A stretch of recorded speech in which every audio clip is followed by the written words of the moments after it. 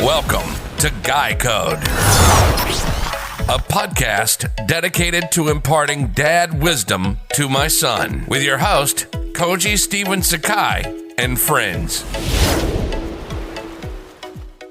Welcome. This is Koji Steven Sakai, and this is episode number 18 of the Guy Code. At some point, I think everyone wants to be an actor at some point. I don't know. At least I wanted to, but then I realized that I much preferred to be an actor or behind the scenes as opposed to in front of the scenes. That's why I'm a writer or producer, not an actor. But that doesn't mean acting skills aren't important. How else do you get through a meeting where you hate the other person, but you can't show it on your face? You got to act like you actually might like them. That's why I brought on my friend and actor and professor, Dom Magwili. Hi, Dom. Hey, Steve. How are you? I'm well. Do you like Koji or do you like Steven? I like Koji. Koji it is. I only use Steven as my professional name, as a full name, because there's a porn director named Koji Sakai. And also there's I'm sorry, did you say a porn director? Yes, from Japan. And there's also my respect just sort of went up for you. And also that one time I met with somebody and they thought I was a woman and I didn't want to disappoint them. So Steven is clearly more male than not male. So it defines you. It defines me, exactly. Yes. So Dom, why don't you tell us a little bit about yourself? My name is Dom Magwili. I am a teacher at Cal State Fullerton. I am also an actor and a writer. I came to LA in 1974. Before that, I graduated from the University of San Francisco. I am from Northern California. My parents live in Oakland. Were you part of the Third World Strike? All that stuff? No, I was not politically aware till really 74, 76, like that. Up until that time, I kept my head low and tried to get good grades. And the political movement was kind of scary, but I did not participate in that. Okay. Well, why don't we get started? Don, why don't you tell us your first piece of advice around acting in life? My first piece of advice, I think, is don't take yourself so seriously, but by the same token, what you're doing is important. It's one of those great sort of conundrums of look before you leap, but he who hesitates is lost. It's like, what do you want me to do first? And so you have to sort of figure that out. Actors are notoriously, what is the deal? I'm sorry. That's okay. I can't even hide it anywhere. Actors are notoriously grim about what they do because they're very dramatic. They're positively Filipino. Things matter, and you know they don't draw with like watercolors. They work with heavy oils and the bright colors and big swashes of emotionality. And you know, I get that and I understand it. But by the same token, a lot of the work in acting is haphazard. It just sort of like something shows up, something goes away, something shows up, something goes away, something shows up and helps you in some sort of manner, and then it goes away. And you like to think that you control it all, but no, you don't control it all. Yeah. Wow. So I once was at the the Aquarium of the Pacific, and they had this a big tank of fish. It was maybe 20 fish. They were all in unison, and it was the tank was filled like 3/4 of the way, and they were simulating a wave, so there was a lot of movement on it. And what I distinctly remember was, with all this movement in the wave, that unit of fish held their position. It's like they moved together, they shifted together. Meanwhile, there's all this chaos going on around them. I think that's it. I think that's what the life of an actor is. Sometimes you get lucky, sometimes you don't. But who you are and what you are, the essentials of what makes you you, will be the anchor or the balance, the inner balance that enables you to handle all that craziness that goes on. Wow, that was awesome. I love the quote. Can you repeat the quote to me from the beginning? No, that just sort of came out. I wasn't planning to say that. I have notes You have all notes. around my camera to quote you, but that wasn't one of them. I love that. The look before you leap was look before you leap, and he who hesitates is lost. He who hesitates is lost. I mean, I think that's not just actors, but that's everybody, right? That's like it's scary because I want to, like not just with my son, but anybody. When I give advice, it's like, be careful, but on some level, you have to just do it, right? Take it easy, but take it. Yeah, but you have to do it, or else. If you don't jump, you're not going to make it. But but be careful, because if you jump, you might not make it either.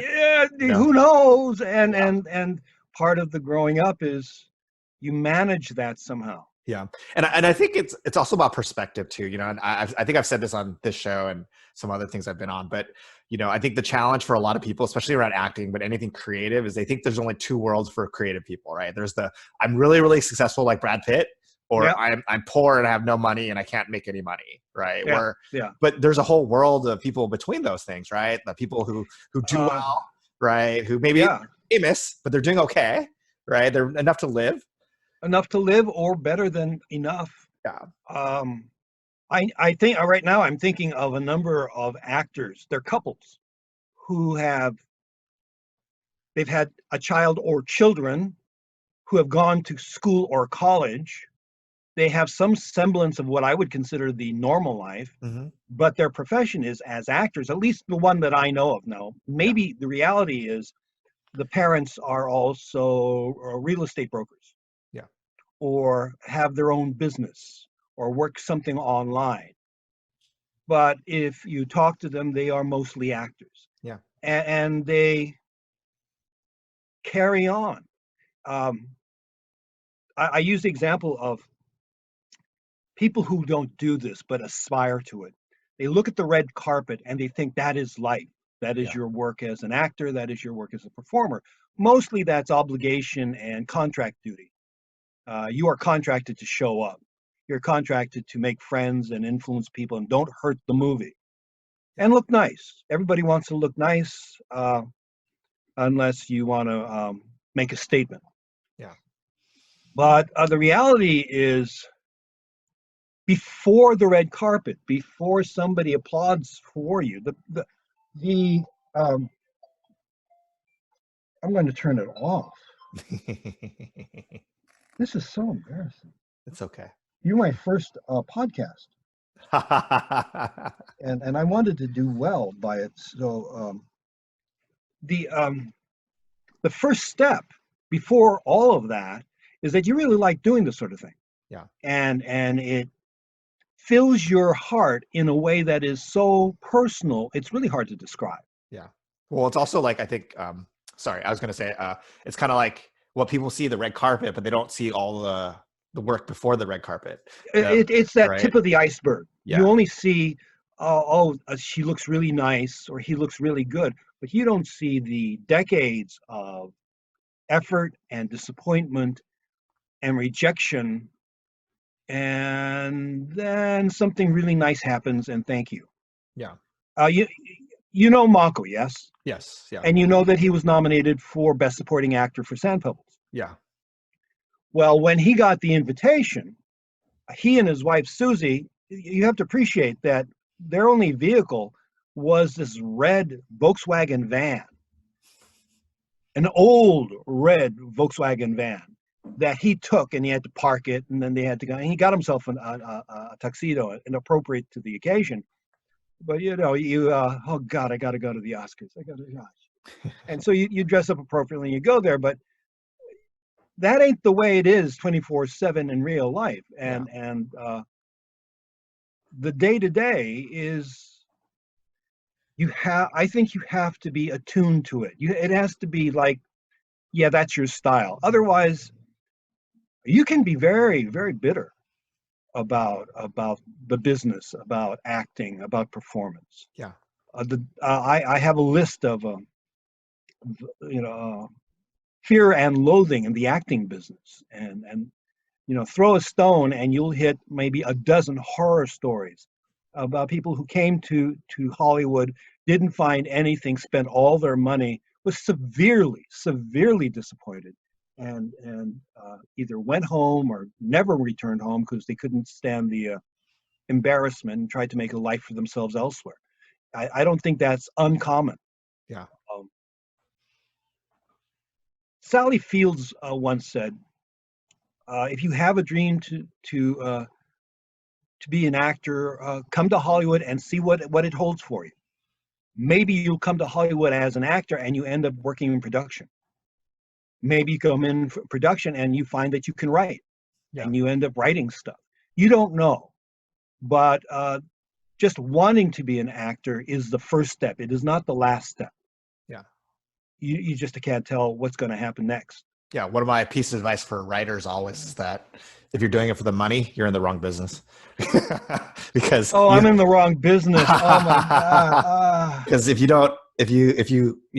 going into it with the money thing, it's going to be a disappointment, because like you said, you have to love it, you have to want to do it, and you have to do a lot of work to get to that point where you're a quality, like you're a good enough writer to be able to do it.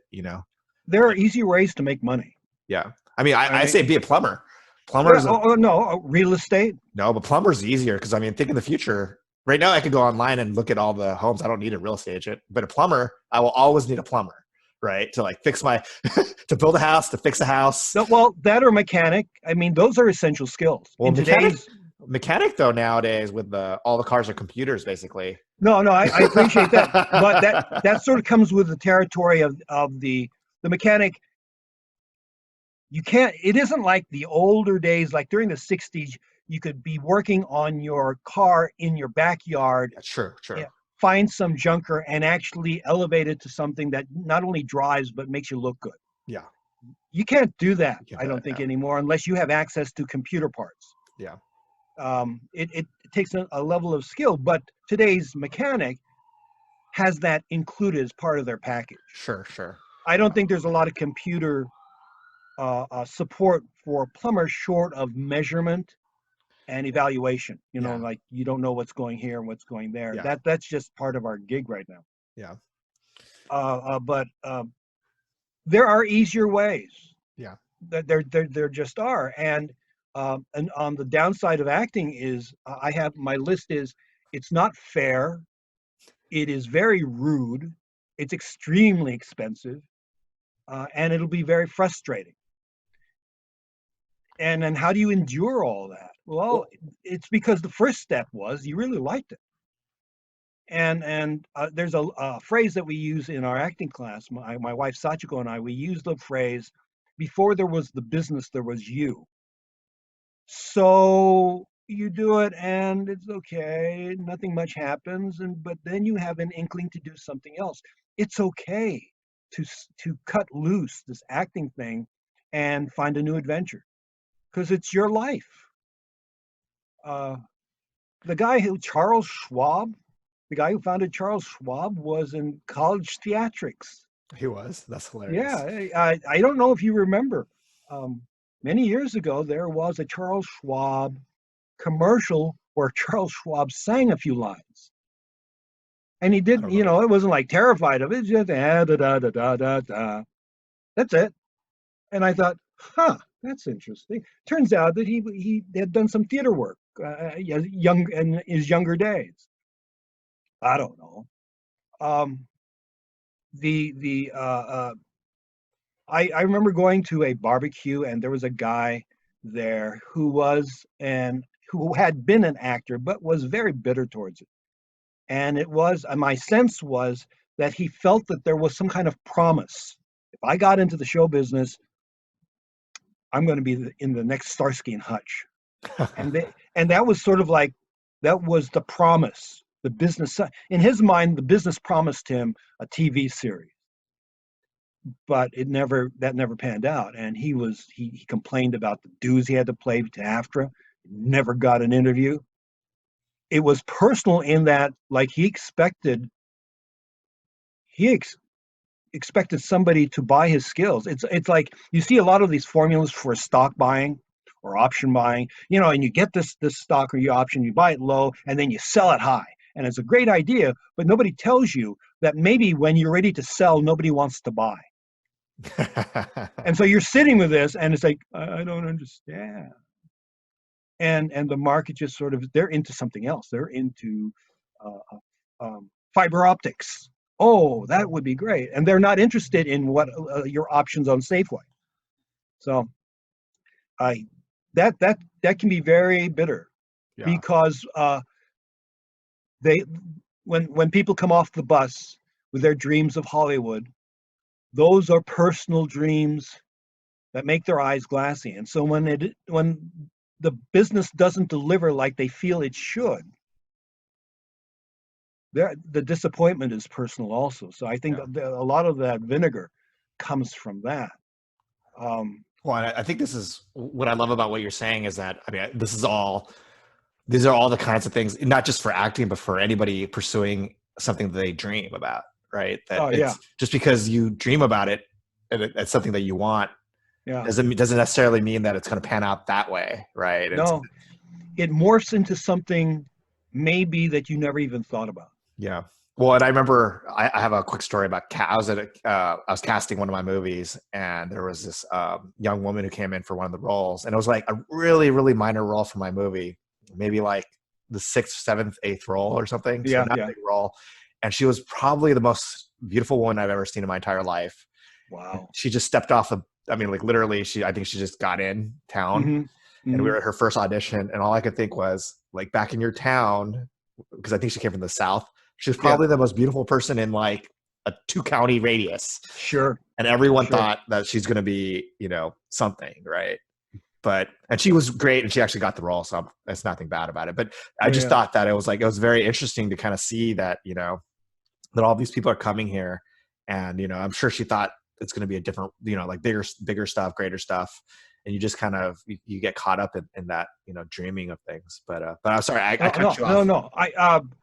I remember at an audition I was at, there was another audition being held, and the call was for pretty girls, pretty young women in their 20s. And this waiting room was full of uber attractive women. And there was a bunch of them. And I'm staring at this, and I'm thinking, like you said, the prettiest girl in 2 counties. Except now she's among maybe 24 prettiest girls in 2 counties. And now what happens? And so there is a level of courage and fortitude and brains to be able to navigate around that, to see, is there any kind of opening that your pretty is more valuable than that other person's pretty. Yeah. And that, because acting is such a personal endeavor, though that's a kind of quality of self-reflection that can be very harsh, or it can be very demanding. I once saw on what was it? It's the Tyra Banks show, How to Be a Model, but there's a better title for it, America's Top Model, something like that. Yeah. And they had this young woman who was pretty enough, but she was making her way through the competition, and was like, if there were 10 levels, she was like at level 8. And her story was she sort of stumbled onto being a model, and had gotten some work, but they found her very intriguing, and they liked her face. And then her competition, one of the competitions, was like, there was this woman who had been modeling for a while, and compared to the newcomer, was a veteran. And I remember one of the photographers said, "So why do you want to be America's Top Model?" To which the newcomer said, "'Cause." And the photographer, I could see him saying, no, honey, that's not enough. being able to articulate why you would put yourself in that position. Articulation means you've thought about it. Articulation means you can put two words together. It is a level of intelligence. And I'm not saying that the girl who says "cuz" is stupid. It's just she's not used to saying, either because she hasn't done it a lot or she hasn't thought about it a lot, but she's not used to crystallizing her aspirations. Yeah. I think something good happens if you can articulate it. I think there's with specificity comes power, and you see things at a different level that works to your advantage. So my hope is that people who aspire to be actors can be very articulate about what they want, what they aspire to. In my research, I found something that I was not aware of before. There was an acting school who talks about, what is his name? His name is Howard Gardner. Howard Gardner had this posited that people don't just have brains in some general sense, that they have intelligence. And he says that there are like 8, possibly 9 different intelligences in a person. And I thought, that's interesting. And so he breaks down these intelligences to language intelligence, mathematical intelligence, musical intelligence, body kinetic intelligence, spatial intelligence, intrapersonal intelligence, and interpersonal intelligence. And I never thought of that. I didn't even think that there was anything more than one. But acting taps all 7 or 8 of those intelligences. Just in the act of performance, you have to use language, you have to use communication skills. Either because you are using somebody else's words, or you have to communicate with the people you're working around, like your director or your other actors. Logical mathematical intelligence, there's a lot of evaluation on a stage for the actor of how close am I to the other actor, where's that light, how fast do I have to run on stage to show that this is urgent. Musical intelligence, my God, if you're doing a musical, all that kicks in. Musically, it's just sort of straight ahead. Can you hear it? Can you do the kid out? Spatial, kinetic body dancers, spatial athletes, basketball players that come to mind. This notion of spatial, where is this one person, how long will it take for them to block my shot? How fast do I have to go? And how high do I have to get there? The interpersonal, getting along with people. And then intrapersonal, getting along with yourself. That's acting. That's all the aspects of acting working simultaneously. So when young people, and I mean young people, I mean students, grade schoolers, are doing the nativity scene or some homeschool musical, just the act of that exercises all those intelligences and makes use of it, which is my rationale to have those elements in my classes at Cal State Fullerton. I don't teach an acting class at Cal State Fullerton. I teach Asian American film and video, but I teach it like an acting class. So for acting students who come into class, this seems like same old, same old. But for non-actors, this is kind of weird. People who are, you've talked to my class. Yeah. I don't know if you were there when people have been late for class, but if you're late for one of my classes, you have to stand up in front of the class and sing, which cuts down on either A, they don't take the class, they drop it, or B, they take it, but they're very careful about when they can come in. And you can see these kids rush in and check the clock. Did I make it? It's a great deterrent against tardiness. Wow, but that's a great piece of advice for teachers. I love it. Well, a lot of teachers don't care. I think that's part of the discipline of showing up. I haven't found a way to employ this, but just like if you are a martial artist and you have a dojo and you step onto the mat or the dojo and you bow, that's a level of respect. a sort of a conscious honoring of where we are and what we're about to do. I think that's a great notion. Just for entering anything, that kind of bowing acknowledgement is good, and ritual is good for actors in particular. I think that's a good thing. This has been really awesome. You have so much advice for not just acting, but I think all of this is useful for just real life in general, which is what I really, really love. But we're nearing the end of our little talk, but I'd love to get any kind of, do you have any life advice that you want to share that is outside of acting or even is within acting? Life advice. Yeah. And I learned this in a clown class. The exercise was one person steps away and the class decides, what do you want this person to do?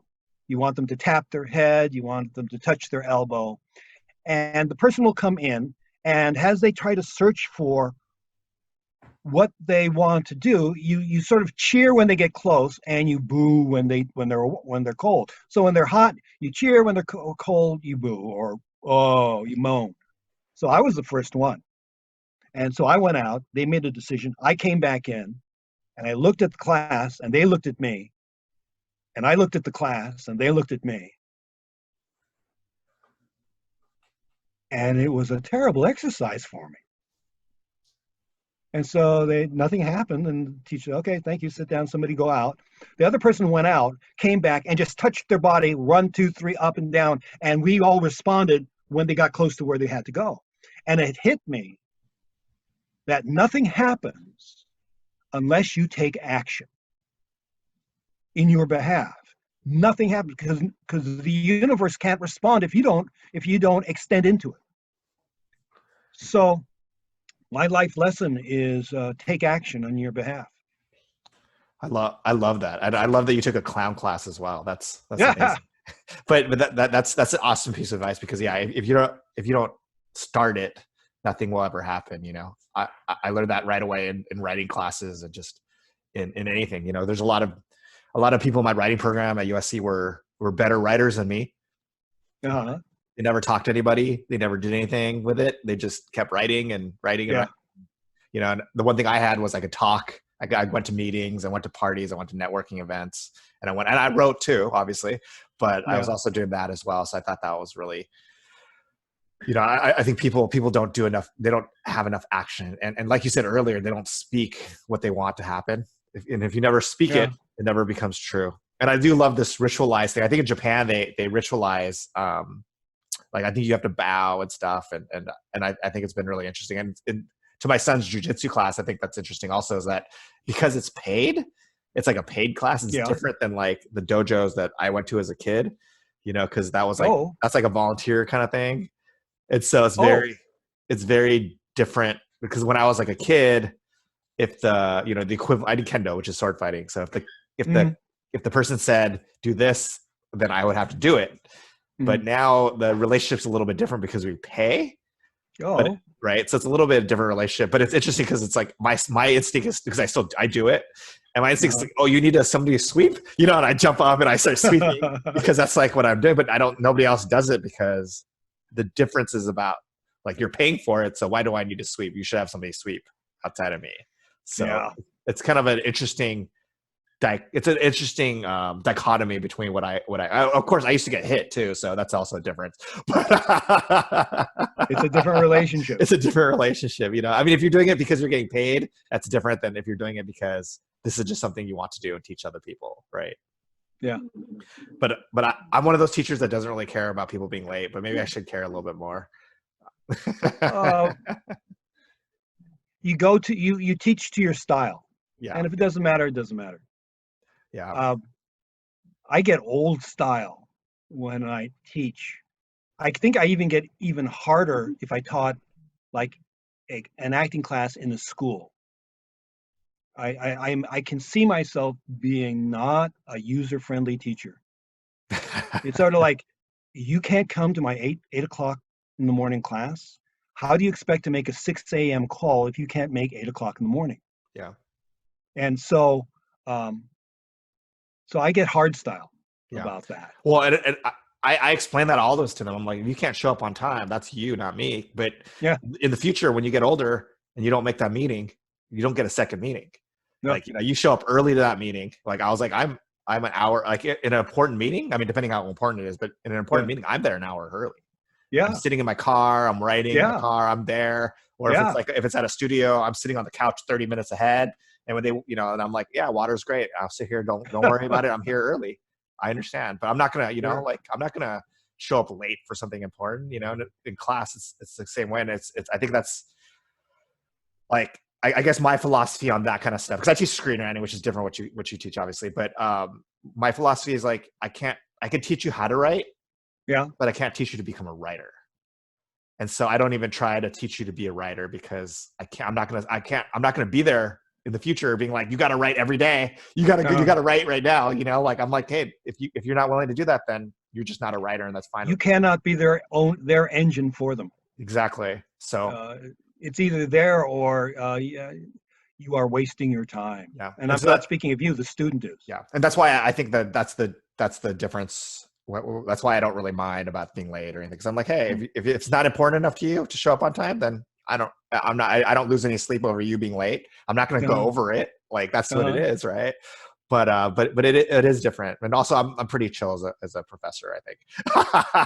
I don't really, I try not to. No, actually there is, on the surface you seem chill, but if you have your own engine, you're driven to be a writer. What you say is, I don't care. It's up to you. It is like this, oh, well, then I better show up. Yeah.